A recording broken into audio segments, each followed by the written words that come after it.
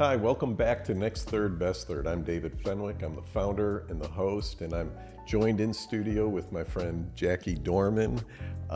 Jackie is an amazing human who has a business and a ministry, a platform to help people find their spirit mate. Yeah. She does matchmaking, she does life coaching, she helps people with things she calls heart work. And today I want to just talk a little bit about those of you who are married, those of you who are trying to really invest and make the next third best third. We want the next third of your marriage to be the best third, right? Yes. So let's just dig into that a little bit. I know we've talked about, in our previous episode, we were talking mostly about singles. And then we started getting into this whole thing about communication and about not letting your wife or your spouse, your husband in, and how detrimental that is. And so let's dig into that, because I really do want to equip our listeners with some skills and some, that they can really have the best marriage ever. Absolutely. I mean, really, it's the most important thing. Yeah. Right? So if family is the cornerstone of society, which it is, then marriage is the cornerstone of family. Right. And so we have to prioritize it as the part of our life that is the most important part of our life. I think people take marriage for granted.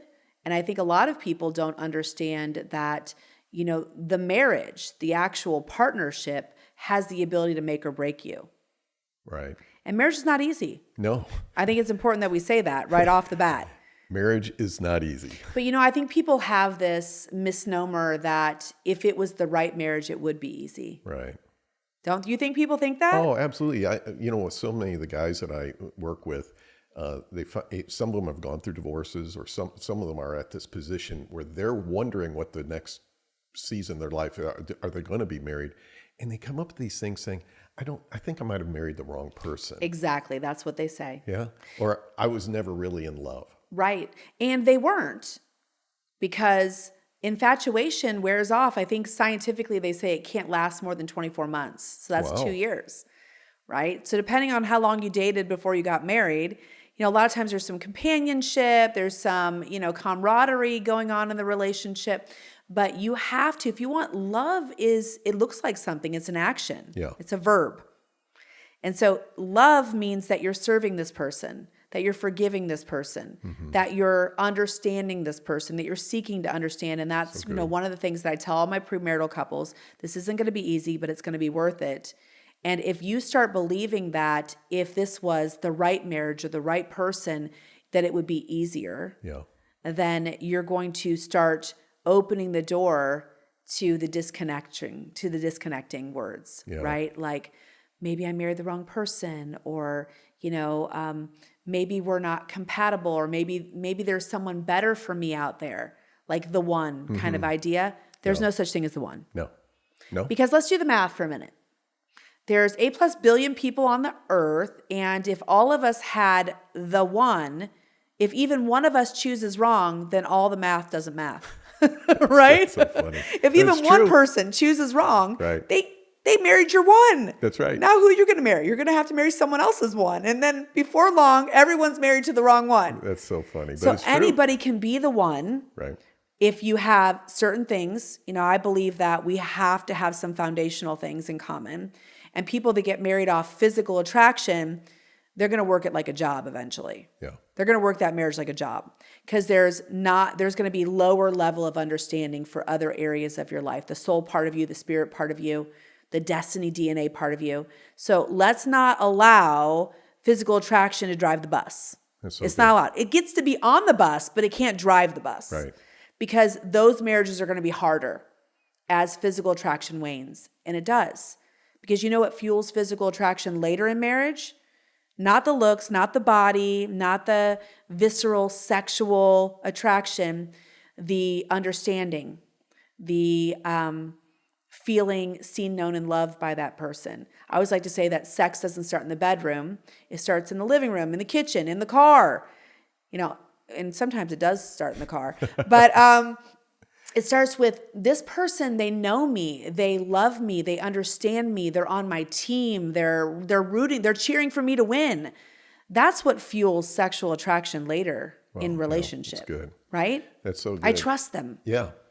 So, one of the things as you're speaking, I talk to guys, and sometimes I'll hear this, well, we've just grown apart. You did. And it's a true And you thing. allowed it. And you allowed it, right? Right. Because love is really, like you say, it's not an emotion, and it's a verb, it's a choice, it's a decision. Yeah. In our 5 platforms or 5 pillars that we work on: cognitive, physical, emotional, relationships, and then the spiritual things, those lies we believe about ourselves.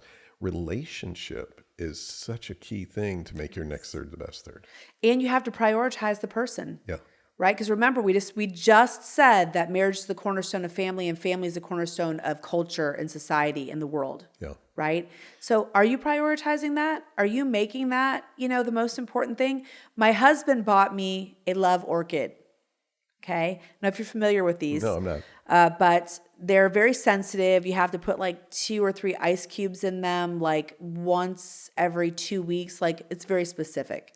So he bought me this love orchid, and because I had been saying to him, you're not paying attention to me. Like, I had been doing what I call bids for attention. Right. Bids for, focus on me. Focus on me. And so he buys this plant, and he said, I'm going to take care of it. He's like, this is our love orchid. He's like, I'm going to prioritize this plant. Like, I'm going to take care of it. Like, the way that I want to take care of you. Like, you know what I'm saying? Like, this is going to be a symbol of me taking care of you. Well, he let our love orchid die. No. Our love orchid was all droopy, and the blossom had fallen off, and who knows how long it had been since an ice cube had been put in it. And I was like, babe, I feel like this plant. You let our love orchid die. But it was a really great symbolism of how much care and dedication it takes to nurture relationships. So when you said men say we've grown apart, well, who let that happen? That's right. That's right. I mean, life comes at us fast. I know we're busy, but who let that happen? You both let it happen. In my marriage and in ultimate divorce, one of the things that early in my marriage, or throughout my marriage, I used to tell people, oh, we never had a fight. Right? That's not good. And that's not good, right? No. Because we never did have a fight. That means no one's being there. No one's going deep. Well, and one of my daughters was talking with me a couple weeks ago. We spent a long time together, and she just confronted me or told me, says, Dad, as kids, we never saw you guys fight because you guys never taught us how to have a conflict. And then they were probably confused about why you got divorced because they had never seen you fight. They're like, wait, what's wrong? Right. And so everything kind of blows up. But it's like, I realize, and over the years now, as I've done my heart work, I've realized that, man, I avoided conflict. And my wife, from her background, she just pushed it down, and I avoided it. So we had someone who suppressed it and just, and then me, I avoided it at all costs. And so we never got to experience the real joy. Right. The refining from conflict. Of getting in together with a goal. Having conflict. There's conflict that's just like this, but there's conflict saying, hey, we're going to go there. Let's come together in conflict to get there. Well, you have to have conflict to have change. Yeah. And so there were obviously big parts of your marriage, of your relationship, of your connection that needed change. Yeah. And they never got the attention because they never got the conflict. Right. I'm also divorced, so no judgment.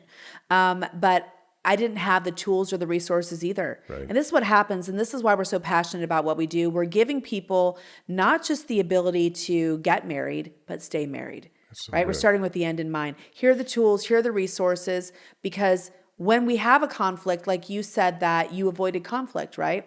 There's a reason why. Yeah. You didn't come out of the box that way. Nope. You avoided conflict because of something that you grew up believing in your origin family about yourself, about conflict, about fighting, about disagreements. And because of that, you weren't able to get the change in your marriage that would have sustained it and caused it to go forward, That's right? But in order for that to change for your next relationship, you would need to dig down into, why do I avoid conflict? Why am I a people pleaser? Why do I want to make everyone happy? Why don't I want anyone to be mad at me? Exactly. You have to dig deep. And that's the work that I've gone through over these last 6 years. It is. It's true. And I say this to those close to me. I'm such a better David today. You are. In fact, I want to say that I think that you're Austin's most eligible bachelor. You're a catch. All right, thank And you for so- that. But I really am. I'm Because a better of that, David. though. Yeah. It's not just because you're in the gym and you're working out and you're making this your, you're refiring in that area. Yeah. And I want to tell you, there's a lot of men in your age bracket that are not doing that. And I'm sure you're firing them up to do that. But it's because of the inner work. Right. That's what makes you the catch. Yeah. The inner work. Yeah, and so I know myself. I know why I avoided conflict. I know why I was a people pleaser. I look back and I'm not dealing with regrets saying, oh, I wish I would have done this in my marriage, because that's gone. You didn't have the tools. You Right. couldn't have done it. So going forward, I mean, I'm in such a health, and it's showing. It's showing in that I'm dreaming again. I'm trying to inspire men. Yeah. And but when you think about these men and women who are following us today, being able to recognize, right? Being able to recognize, hey, it's not as good as it should be. Right. Where am I in this, and how do I conflict my way out of this? How do I communicate through this, right? Right. I mean, there are hard bits in life, and we already said that marriage is hard, but if you're working it like a job, something's wrong. Mm-hmm. Right? If you wake up every morning in life, even as a single person, and there's just nothing to look forward to, you're not excited about your life, something's wrong. If you're married, you're not excited about your marriage, you're not excited about the dreams that you're pursuing together, something needs to be unpacked. Yeah. There's time bombs there waiting to go off, and we need to defuse those bombs before they blow up the relationship. Yeah. So I find a lot of men, as they get older, in the nest gets empty. So you have a guy who's in his 50s, and typically a man or woman in their 50s, they're really at the kind of the apex of their earning career, right? You're not going to go much further in a career. The average age CEO of Fortune 500 is 56. Oh. But where do you go after being CEO of a Fortune 500, right? You've kind of reached the top. right. And so you've got these guys who they're not building anymore, right? They're not building anymore. They're Right. not networking anymore. And then that unique thing about emptiness sets in, right? The kids are driving themselves, or they're out in college, or they're married, or whatever it is. They're gone out of the house. Right. The distractions are gone. And so here you have a guy, he's not building, he's not networking. His sphere of influence has shrunk because a lot of his relationships were with the dads of their kids' friends, in sports and things like that. And he's there, and he's alone, he's isolated. He looks across the kitchen table at a woman that he really hasn't nurtured or developed anything. And he's just... And a woman that he doesn't know. He doesn't know her at all. Doesn't know her. And she has a better ability to nurture relationships, right, going forward. And this guy is there, and he doesn't. It's like he's lonely. Right. He's lonely in his own house, and that's a scary place to be. No, yeah, absolutely. I had a client the other day. He's single, wants to get married, and he said, and he's in that baby making age bracket right now, where all the women's got their baby timers going, Yeah. right? And he's like, I want to meet someone that loves me 51% and the kids 49%. And the potential children 49%, but it's a real thing. Yeah. Because what happens is we get married and we're not going into intimacy. We're not getting deep, deeply becoming each other's best friends. One thing that I love about my marriage is that I'm my husband's best friend. Like, we're best friends. That's so good. Like, we laugh together. We talk about everything. We talk about all the stuff that's happening around us, all the stuff that's happening inside of us. There's no holds barred. We just have gone really deep. That's so good. And so a lot of marriages don't do that. Then they start having kids. And so now all the focus is on these children, right? And raising the children and the sports and all. I mean, have you seen kids' schedules nowadays? What are kids? What is this? It's crazy. It is crazy. I mean, I'm on a board of directors at a school, a Christian school here. Oh, wow. And I'm privy to a lot of the sports and everything, and the traveling teams and the leagues that they're doing outside of their own. It's insane. I don't know how parents do it. And and kids feel pressure to join. I remember when our middle daughter was young and she was like, I want to do soccer. And I was like, you're not good at soccer. I was just like straight up, because a lot of people are like, yeah, let your kid play. And then every 3 times a week you're at this field. I was Right. like, find something you're good at. You can do it. You're not going to just do sports to do sports Right. because it's a huge commitment, right? I know that sounds mean. You're not good at soccer, but you're not. And so, but you are good at something. Let's find that. But what happens is that we become really busy and we become more and more disconnected, right? We're spending less time together. Right. We're not having sex. We're tired. You said someone's a C-suite executive. So they're, always at work. That's where they're putting all their time and energy and passion. And they probably have told themselves, but I'm providing for the family. I'm providing them a good life. No, they just want you. Yeah. They don't want all the presents and all the vacations. They just want you. And let's not forget that when that disconnection happens, the chances of, extramarital affairs and different things, even if they're emotional affairs are very destructive. So I just want to say, and I really feel this kind of in my gut, if you're out there and you're giving the best of yourself emotionally to someone besides your spouse, you got to stop that. That's right. If you're letting someone else hear about your dreams and your worries and your fears, and you're looking forward to spending lunchtime with them or phone calls with them because they make you feel seen, known, and loved, you got to stop. That's right. Because that will lead to physical before you know it. That's right. It will.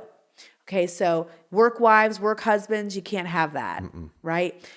Instead, come home and let this person that you've made this commitment to, let them know you. Right. Go back to date nights, date your spouse. Spend time with them. It doesn't matter what the kids need. Y'all need each other because the family is only as strong as the leaders of the family. Absolutely. Right? Absolutely. There's some statistics that talk about fatherless homes, right? Right. In America, the percentage now is 24%, which is insane. That's really big. Country number 2, I forget which one, is like 7%. So Wow. we're leading the world in fatherless homes. Yeah, we are. But the thing we can't measure is absentee fathers. That's the father who's in the house, Yes. but he's absent. Emotionally, but physically, mentally, spiritually. right. But so what we're talking about is absentee husbands, Yes. who Yeah. are emotionally, physically, not engaging. And a lot of men don't want to come home because they're going to get nagged there. Right. Right? They don't feel like it's a safe space or a soft place to land. But what they don't realize is that the reason why that's happening is because she resents you now because you're not around. And that's why when you are around, everything that comes out of her mouth is what's wrong. Yeah. Because those aren't the things that are wrong. What's wrong is that she doesn't feel connected to you. So let's figure out how to get reconnected. So I was going to ask you this. So what are some steps, right? I mean, it's not a 1, 2, 3. I understand that, but like, how would you encourage a husband who says, okay, that's me. I avoid my wife. We don't have sex anymore. Rarely. We never talk about anything deep. I come home. I crack open the beer. I go in the garage, or I do watch TV. And what can he do? He said, I do want to try. I do want to make the next third my best third with my wife. I think the first thing he can do is not avoid pain. Okay, because everything that you just described is a medicator. Yeah. Right? So let's feel the pain. We like to say in our program, feel the feels to heal the feels. You got to do it. And so let's not avoid that. Let's not avoid the hard conversations. Let's not avoid the physical stuff that we might have to deal with. The things that we are using to replace the stuff that we could get from each other. So whether it is the beer or the pornography or the hanging out outside of the marriage with friends, the avoidance, let's stop avoiding and let's just go ahead and sit with the tension. Yeah. Right? Yeah. And I think that apologizing goes a long way on both parts. Like, let's come together and let's say, hey, this isn't the marriage that either one of us wanted, but we can have it. Right. Let's have it. What's it going to look like to have it? And I think that one thing is important is the marriage is only as good as the individuals that are in the marriage. And so really getting therapy, Yep. getting heart work individually is really important so that you can come together and work on the problems that you've created in the marriage have been created individually because of lies you've been telling yourselves individually, or attachment issues individually. Like I am very avoidantly attached because of my childhood. You know, I moved so many times. My parents were married so many times before I was even 10, 3 times my mom. And then I went into foster care in a girl's home when I was in my early teens. And so I learned not to trust people or not to depend on people, to become very independent. Yeah. So it was very difficult for me to partner, to attach. And I think a lot of men will marry beautiful and broken women and try to save them. And then when they can't, there'll just be a detachment that happens, right? Right. And so, and a lot of times that those roosters will come home to roost later. And then they don't know what to do with that. Yeah. And so that has happened in my first marriage because I got married at 20. But in my second marriage, that I got married at 32, I'm about to be 50. We're celebrating our anniversary this weekend. He was willing to sit with me in that. He didn't understand how to fix me, and he wasn't trying to. Right. But he was willing to sit with me in the pain. So being able to sit with each other in the process is really important, instead of being like, oh, you know, you need to get over that, or don't worry about that, or, you know, that's not something that, you know, like my first husband used to always say, you know, I think you're mentally ill. You know, just like kind of like slap a label on it. It's like, well, there's nothing I can do about that. Instead of being willing to just sit with someone in their process, Right. that's what marriage looks like. Yeah.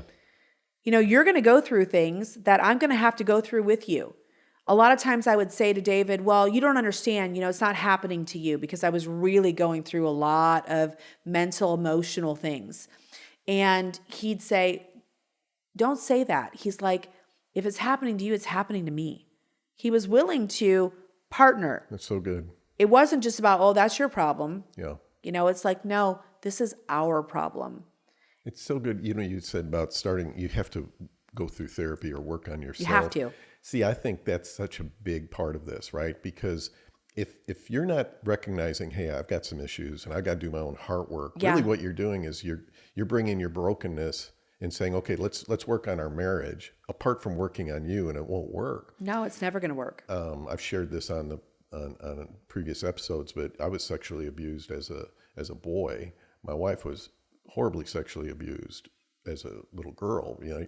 And so the way we, in our brokenness, dealt with things. That's probably what attracted you guys to each other in the first place without even knowing it. That's what I'm saying. Our brokenness found each other. Yeah, absolutely.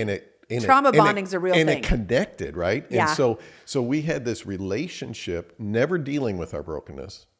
I didn't even recognize that I had that brokenness till actually in the last 6 years. Most men don't. Yeah, it was in the last 6 years as I was doing my own heart work, you know, and all of a sudden, even though I was so wounded by the divorce, and even though it was so devastating, it's like, well, I see why it happened. It wasn't right that it happened, Right. But I understand it now. I was like, I'm surprised it didn't happen sooner. What if we could see it while we're still in it, Yeah. instead of the hindsight that's 2020, right? Right. What if we could see it when we're still in it? Now, it doesn't mean that that other person is going to want to participate, and that's the hardest thing. Right. Because it has to be both of you that really want to get better. Right. And it's been my experience that a lot of women are willing to do the therapy or read the books or whatever, and then a lot of men, it's not that they're not willing, they don't understand that they have those parts of themselves. Like you said, like you didn't even remember or know. No, we bury those. Those are those Yeah. spiritual things, those Yeah. identity issues. We bury those because that's not who I am. I'm Right. a provider. I'm this. I'm, you know, all these And kind even of if things. you did remember as a man, I think that men are more likely to say, oh, just get over it. Right. Right. Man up. Get over this Just thing. get over it. Right. But see, you can't, even though that your spouse might not agree, right? Not say, okay, I'm on board with this. Yeah. You can never get there if you don't fix yourself, right? Yeah. If you don't work on yourself first, you can never get to the point where the marriage can be worked on. No. Not in a healthy way. And the worst thing that you can do is when your spouse starts to go through hard things because of the trauma. Because trauma doesn't just hurt us, it creates different versions of us. Wow. And so when those roosters come home to roost, the worst thing that you can say is, you know, that's not my problem. Mm-hmm. You know, that's your problem. Go get some help. Right. You know, go figure it out. You know, I have a saying that we use here a lot, saying that your brokenness and your pain and your wounds don't disqualify you. but they uniquely qualify you. They do. Because once you triumph over those, once you come through the trauma, once you overcome the trauma, you own it now. Yeah. You know, you've got victory over that. You own it. You can impart so much and come from that, right? It becomes the thing that was beating you down becomes a weapon in your hands. Yeah. You know? Yes. And one of the things that, remember going back to our previous episode together, we were talking about baby boy syndrome, talking about how men really are, the masculine children really are more sensitive, the male-born child, that they need longer periods of bonding and attachment and all those things. That is why, and I'm going to talk to all the wives out there, that is why the way you speak to your husband is so detrimental. Men really cannot handle criticism. They can't. Okay? They seem like they have thick skin, but we've just proven scientifically that they actually have thinner skin, right? They need more encouragement. They need more support. But what happens by the time a woman becomes verbally abusive or verbally violent with her man, it's because she no longer has any respect or any trust. It's all resentment coming out, right? Yeah. And so we have to unpack that stuff. We have to, because it's never going to get better. It's never going to get better with that cycle. No, it's not. You're full of resentment. You start to verbally attack, and then he shuts down, right? Because he can't handle it. He doesn't have thick skin. He's got thin skin. He needs to be supported and loved and encouraged and nurtured. And so he's going to shut down, and then it's going to cause more of the passive or aggressive behavior that's causing the resentment in the first place. And it's just going to, it's just cycling over and over and over again. Wow. So at one point we have to just sit down. And the thing is that a lot of people, those are really toxic marriages that are happening, but a lot of people don't realize it. But your marriage is, just because you haven't gotten divorced, just because no one's trying to walk out, no one's having an affair, doesn't mean your marriage is good. Right. It doesn't. No. Is this person your best friend? It's like, let's give people a different litmus test. Let's give them a different watermark to attain to. Are they your best friend? Do you want to talk to them more than anybody else in the world? Do you like spending time with them more than anybody else in the world? Are you connected physically, mentally, emotionally, spiritually? And if you're not, you can be. Absolutely. We talk about with men trying to get their next third, best third. I always try to challenge them and inspire them to dream again. Yeah. But what we're talking here is to dream together. Yes. What can our next third as a couple be? Yes. And then be intentional. And being intentional, I have a friend who's an engineer, and he says intentionality is taking appraisal of something, right? Yes. You take appraisal, you create a plan. Yes. And you execute the plan. Yes. That's intentionality. And the execution, and even in two of those steps, you're going to need help. You're going to need coaches. Absolutely. Everybody has a coach. Michael Jordan had a coach. Everybody needs coaches. It doesn't matter how good you think you are at something. Right. You need help doing it. I want to tell you this. I give my singles that are going to become private clients, so I take on private matchmaking clients, I give them an assessment. Yeah. And it has all different, very personal questions on it, digging into their origin family, into their parents' marriage, into all the things. And I want to tell you, 9 out of 10 times, if I get a client whose parents are still married, one of the questions on that questionnaire is, do they have a good marriage? And the answer is always, in their opinion, no. Is it a marriage that you want to have? It's no. This is a problem. Yeah. There's no trophy for just staying together. Yeah. Right? It's not about just staying together. No. It's about thriving together. It's not about surviving together. It's about thriving together. Your children should want to be married because of what they see in your marriage. And that's why I'm so proud of us. We don't do there's so many things that we don't do right. But our kids all are so excited to be married because they love our partnership. That's so good. Both of my daughters are married. They both married amazing men. My son has an amazing, marriage-minded courtship going on, and they're excited to partner. That's so good. Yeah. You said everyone needs a coach. I want to say this. You need somebody who's skilled. You need someone who's trained, therapy, a life coach like you. Yeah. so many guys, they get their relationship advice from their buddies. And that is the worst thing you can do. There's a man, he's a good friend of mine now. I met him just in a strange way, and he and I have become very close. Well, his wife wanted a divorce, right? And so they end up getting a divorce, and they've got 3 daughters. And all his friends were like telling him, go after her, that hell with her, all these kind of things. And I told him, I says, no. I says, you got to love the mother of your children, no matter what she's done. Right. Right. Because the children are still watching. Right. And so he took that advice and he's living it. Right. And they've been divorced a couple of years now. He's living it. He calls me up randomly all the time saying, thank you so much. He said, I listened to you and not my friends. All my friends were like, dump on her, the hell with her, that kind of thing. And he said, my daughters are doing so well. And they always say, Daddy, you treat mom so good.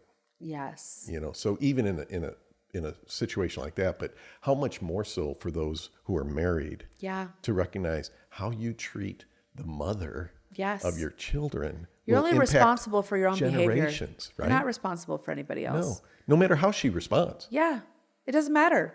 You get healthy, you work on you, right? And that's not a one-time thing. No, I'm working on myself for the rest of my life. Right.